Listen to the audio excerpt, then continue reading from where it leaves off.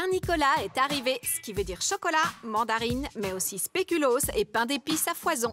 La famille de John en reçoit un panier rempli chaque année et ils aiment mettre la main à la pâte avec ces délices.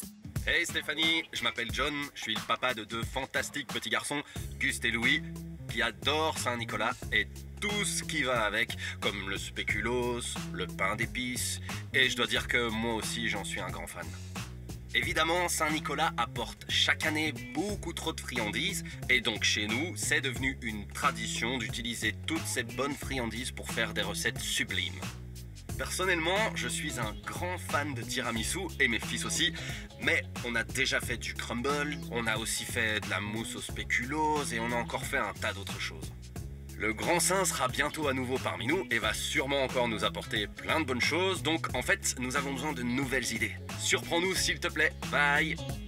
Si comme John, vous avez encore beaucoup de spéculoos et autres gourmandises à la maison, je vous montre aujourd'hui comment les utiliser dans un délicieux tiramisu. Mais je vais d'abord vous montrer comment vous pouvez confectionner très facilement des billes de spéculoos.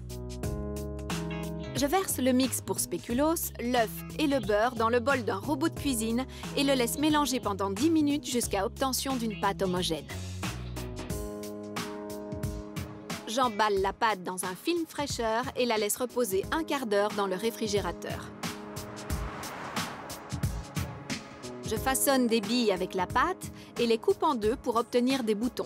Je pose les boutons sur une plaque de cuisson chemisée de papier sulfurisé et les cuis pendant 14 minutes au four à 160 degrés. Ensuite, je les laisse refroidir. Les boutons peuvent encore être très mous quand ils viennent de sortir du four, mais ils deviennent croquants en refroidissant.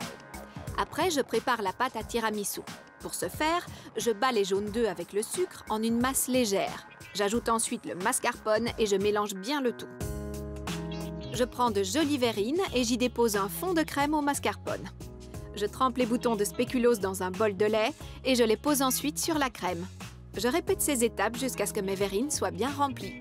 Je fais une version pour enfants de ce tiramisu et c'est pour cela que je trempe mes boutons de spéculoos dans du lait. Mais vous pouvez bien sûr aussi utiliser du café froid avec une larme d'amaretto. Je termine les verrines en parsemant du cacao en poudre et dépose encore quelques boutons de spéculoos. Voilà, toutes les billes de spéculoos sont servies à confectionner un délicieux tiramisu. En tout cas, moi, je suis prête à les goûter. Vous voulez aussi essayer d'en faire chez vous? Surfez sur www.magasinavv.be.